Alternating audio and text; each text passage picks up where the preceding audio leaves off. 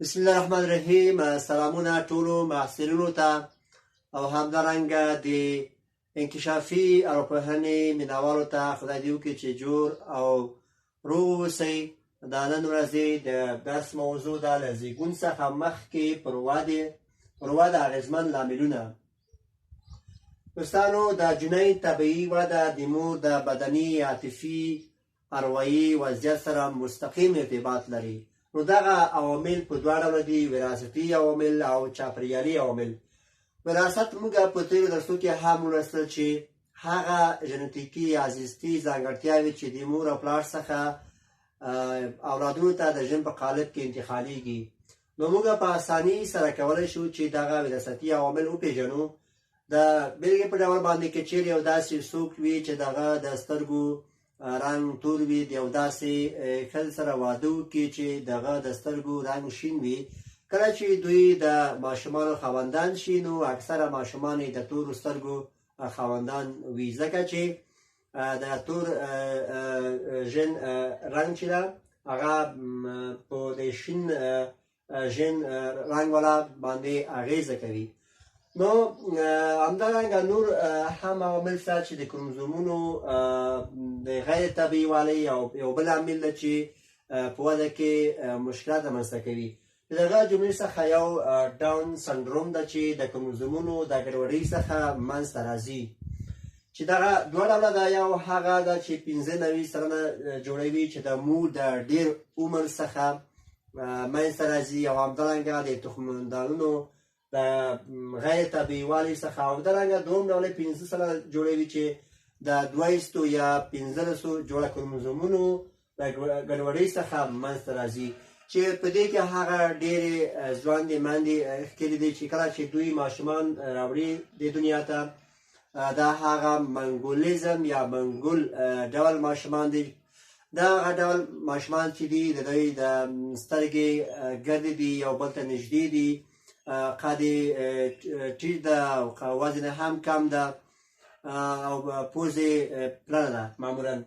او بل ډول چې دا سنډروم هغه ټرنر سنډروم ده چې په ښځینه جنس پورې اړه لري، یعنې د 2 اکسو پر ځای 1 اکس لري، یعنې د 6 کروموزومونو څخه 15 لري.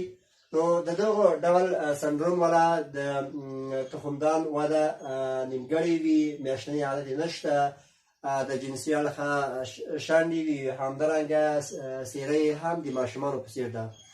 بل ډول د سنډروم چې ده هغه دغه جنسي کروموزوم د 2 اکسو پر ځای 3 اکسه لري، یعنې د 6 اکس څخه زیات کروموزومونه لري.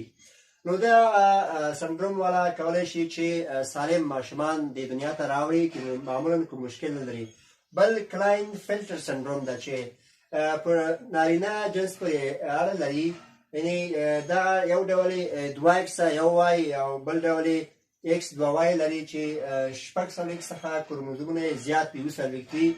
دا ډول سنډروم لرونکي له جنسي پلوه شنډ دي، او همدارنګه د دوی غږ د ښځو په څېر ده، او همدارنګه دوی هغه خلک دي چې په ټولنې کې ډېر مشکلات رامنځته کوي، د قوانینو اطاعت نه کوي، او داسې نور مشکلات رامنځته کوي. بل چاپریالي عوامل دي چې دا عوامل چې دي د مور عمر ده، د مور تغذیه ده، درمل دي، مخدره مواد دي، وړانګې دي، RH عامل ده، همدارنګه د مور عاطفي حالات دي. دا ټول د ماشومانو په وده باندې اغېزه درلودلی شي، چې د مور عمر یو ښه عمر چې د یو مور لپاره چې ماشوم نړۍ ته راوړي له 20 څخه تر 15 کلنۍ پورې دغه یو ښه عمر ده. که چیرې د 20 څخه کم وي یا د 15 کلونو څخه زیات وي، نو کېدای شي چې د ماشوم په وده کې مشکلات رامنځته راوړي. او بل د مور تغذیه ده. د مور تغذیه هم د ماشومانو په وده کې مهم لامل ده، چې که چیرې هغه میندې چې د باردارۍ په حالت کې صحیح خواړه وخوري، استفاده وکړي، ویټامینونو څخه استفاده وکړي، نو که چیرې دا کار ونه شي، بیا ماشومان د بدني اړخه مشکلات لري، عصبي ستونزې هم ورته پېښېږي.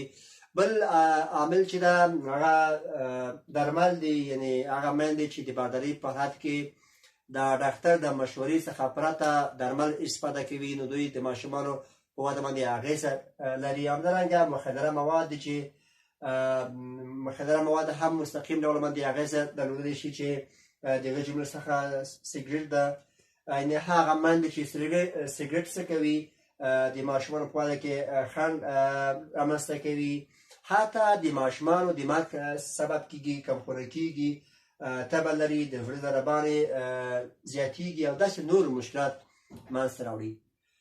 بل حامل چې ده هغه وړانګې دي، د اکسرې وړانګې او همدارنګه د رادیو اکټیو وړانګې دي. که چیرې یو مور د حاملګي په وخت کې دغه وړانګو څخه استفاده وکړي یا معاینه سي، نو دغه سبب کیږي چې د ماشومانو د مړینې سبب سي یا حتی مغزي زیان ورته ورسېږي. بل عامل چې دغه RH عامل ده، چې دغه یو کیمیاوي عامل ده چې 15 یا سلنه خلکو په وینه کې شتون لري. نو که چیرې داسې یو خاوند دی چې دغه RH مثبت وي او د مېرمنې منفي وي، نو که چیرې د ماشومې RH مثبت وي، د بیرته مشکل پیدا کولی شي د ماشوم په وده کې. نو ځکه که چیرې داسې وي او د ماشوم او د مور RH یو شان وي، بیا کوم مشکل رامنځته کېږي ده.